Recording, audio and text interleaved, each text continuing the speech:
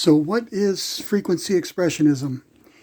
Well, to put it simply, it's a system that I created that's both an art painting system and an art movement. And what it does is it takes the music notes of the Western music, the 12 notes, and there's a frequency to each of those music notes. So I got a chart here that I've written out.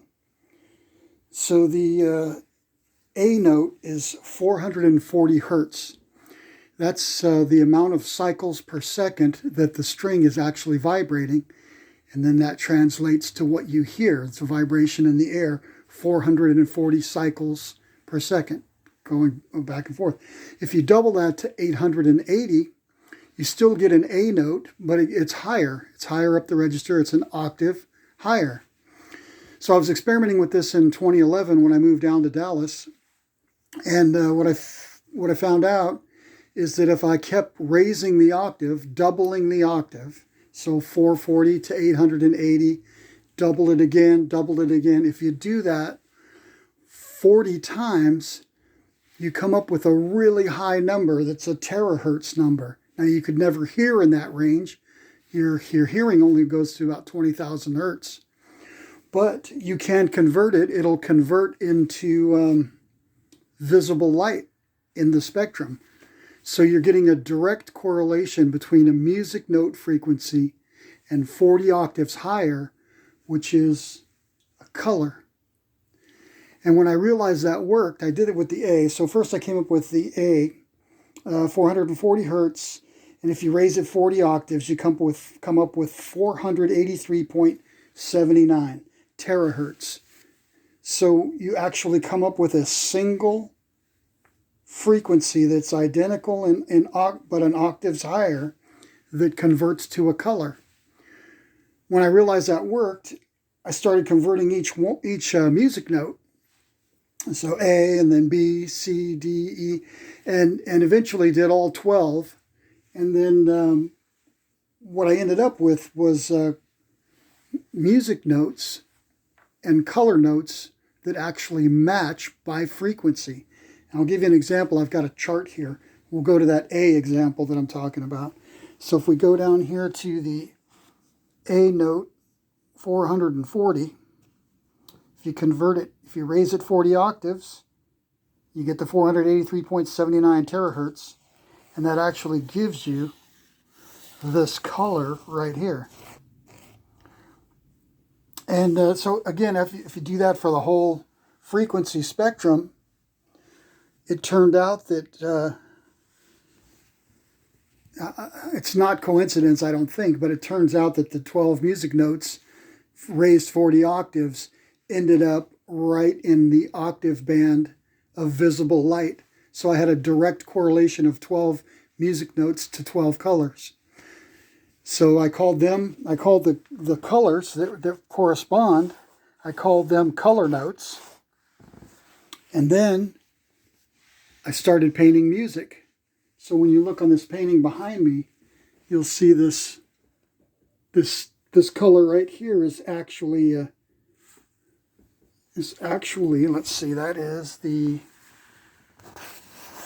G sharp. So this color corresponds to G sharp. And then this color is a C sharp.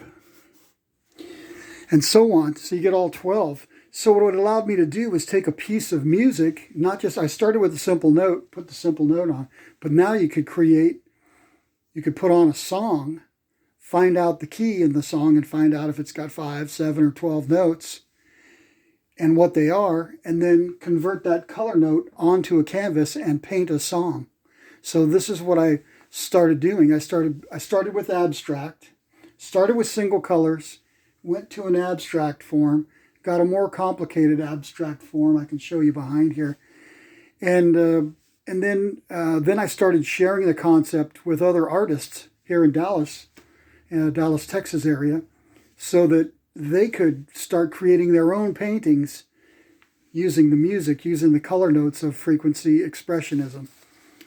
And haven't got a ton of response yet. I think it takes a little bit for things to catch on. People have to realize what they're actually looking at.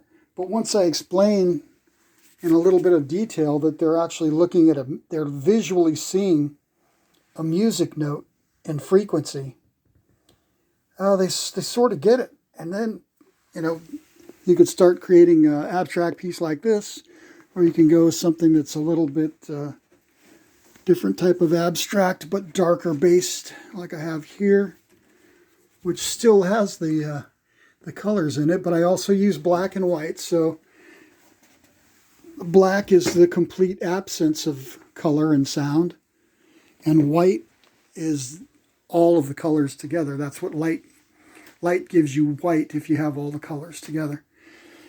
So that's the basic idea of frequency expressionism. Again, I started this in 2011. It's now, at the time of this recording, it's 2025, getting to be Christmas 2026, just coming up really quick.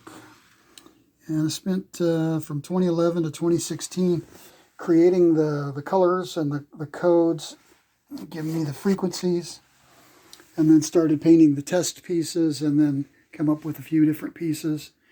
And then I shared it with a few artist friends, and they created a few pieces that were completely different style than what I do. Actually, and here's one that I forgot. It's on the wall over here. Let's see if I can get away with this. This is one of my pieces right here. It's one of the first frequency expressionism pieces. And of course, it fits pretty cool because it's an electric guitar. This is actually a print of, the song While My Guitar Gently Weeps. Well, I shouldn't have even said that probably.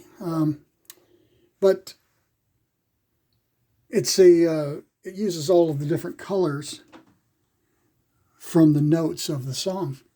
And then I converted it into a painting. That was the guitar. It's a Les Paul that Eric Clapton used on recording that song. He did the guitar solo. So I used that guitar and then converted the colors. That piece, the original, was sold to a collector in California a few years ago. But that's right. That was right after I got the concept going. I sold that piece out there. Now I probably have a few hundred pieces that are created, and I plan on doing a large exhibition, hopefully in Malibu in August of 2026. I'll keep you posted if that's going to happen. And this will be the first video. This is just me holding my phone, talking to you, explaining the concept, because I've had a lot of people ask, what is this? They don't get it. I had one guy he asked about it for a couple of years, but he didn't get the concept until one day we were just casually talking, and then I mentioned, I said, no, you're looking at a song.